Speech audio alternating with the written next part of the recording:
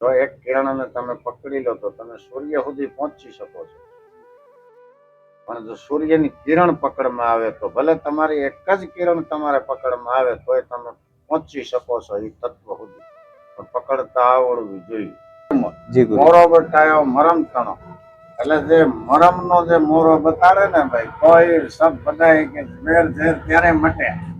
આ બધા સંસારના બધા વેર ઝેર માંથી ત્યારે આપણે નીકળી શકીએ, બાકી તો આમાં હલવાયેલા તો છીએ જ. જી બાપજી. એટલા માટે એટલે કબીર સાહેબે કેવું પડ્યું કે ગુરુના વચન વિના સોચતા આંધળી કહો ક્યાં ઘેરે સમાય, વાર ગોતે મોક્ષ કે તો ભવે ભવે અથડાય. તો ગુરુના વચન ને સોચતા ને બેન મેળવી દો.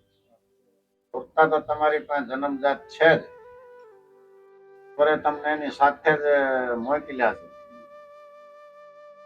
તો ગુરુના વચન અને સુરતા બે વસ્તુ ભેગી થઈ એટલે આની હારે પ્રાસ જોડો પછી સુખરામ બાપુનો. સુખરામ બાપુ થઈ ગયા ભમોદરા પાસે, આપણે સાવરકુંડલા પાસે મોટા ભમોદરા. એને એમ કીધું હતું કે દોય નામ એકી ઘરાવે ની અક્ષર में જઈ સમાવે, એસી રેણી પર મન તુલાવે સુખરામ વગર સંતન કા. દોય નામ એકી ઘરાવે, બે નામ એક ઘેરે આવે. બે વસ્તુ એક ઘેરે લાવવાની કઈ? સુરતા અને ગુરુનું વચન. ક્યાં લાવવાની?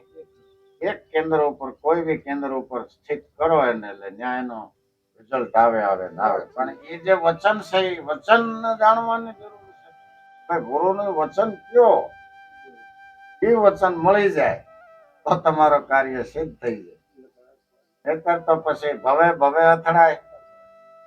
એ તો છે જ, અથડાવાનું છે જ આપણે. એટલા માટે આ કહાનીનો સાર એ જ છે. આ વાર્તા કહેવાનો મતલબ મારો એ જ હતો કે જે આપણો જીવન છે છેલ્લી અણી વેતાળ જેમ છટકી જાય છે, એમ આપણે જે ઇન્દ્રિયોનું મનનું અહંકારનું જે વેતાળ છે છટકી જાય છે. છટકીને પાછો હતો ને ટીંગાઈ જાય છે, પાછા ચડો પાછા ઉતારો. 25 વેતાળ 25. 25 મતલબ છે 5 તત્વનો તમારો દેહ, 5 પ્રાણ, 5 શબ્દ સ્પર્શ રૂપ રસ ગંધ, 5 ઉપરાણ મન બુદ્ધિ ચિત્ત અહંકાર અને 25 આત્મા. આ 25 નો તમારો આ કોળિયો. આ 25 5 25 का बनाया पुतला. कबीर साहब ने वचन कर 5 25 का बनाया पुतला. આપણે 5 થઈ ગઈ, આપણા 25. આ 5 25 આ 25 43 25 એટલે આ 25. આ 25 નો સમજવાનું છે કે ભાઈ આની અંદર જે તમારો ઓલો હીરો, કોણ ઓલો ઝાડમાં ઓલા ફળની અંદર હીરો સમાયેલો છે, એ જ એક ફળ એવો છે. દેખાતો ફળ છે એ જંગલી જેવો ફળ છે, બહુ કાંઈ આમ ગમે એવો ફળ નથી. છતાંય આપણે એમ કહેવાય છે કે ભાઈ એની અંદરથી નીકળે છે અનમોલ હીરો.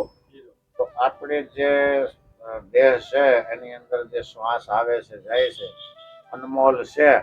પણ હા, એક વસ્તુ જરૂર છે કે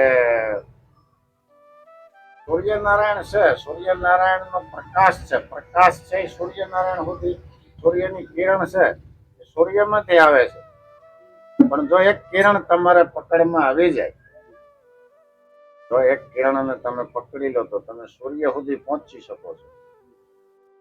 પણ જો સૂર્યની કિરણ પકડમાં આવે તો ભલે તમારી એક જ કિરણ તમારે પકડમાં આવે તોય તમે પહોંચી શકો છો એ તત્વ સુધી, પણ પકડતા આવડવું જોઈએ. એ કાંઈ પકડમાં આવતી નથી ને આપણે પાછા જઈએ છીએ. પછી તો નક્કી નહીં ભાઈ, આમાં આ પરમાત્માની અમાપ સૃષ્ટિ છે, અમાપ દુનિયા છે. આપણે ઘણા બધા કે 84 લાખ યોની છે, આમાં બધા ગળાઈને આવે છે, પણ હવે નક્કી નહીં હવે સત્ય શું છે. તો તમે અંદર જાઓ, જે જો देखता है वो बोलता नहीं, जो बोलता है वो सुनता नहीं, जो सुनता है वो देखता नहीं, है कह नहीं सकता. એમાં એવું છે. એટલે આ બધી વસ્તુ એવી છે કે જે કોઈ પછી મૌન થઈ જાય છે, જે બધા જાણે છે મૌન થઈ જાય. બોલ મારી જેમ બકબક નથી કરતા પછી.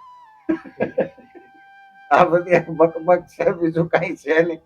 બાકી તો તમે અંદર ગોતો ત્યાં બધી વસ્તુઓના સવાલ છે, ત્યાં બધા જવાબ છે, બાકી બહાર કઈ છે નહીં.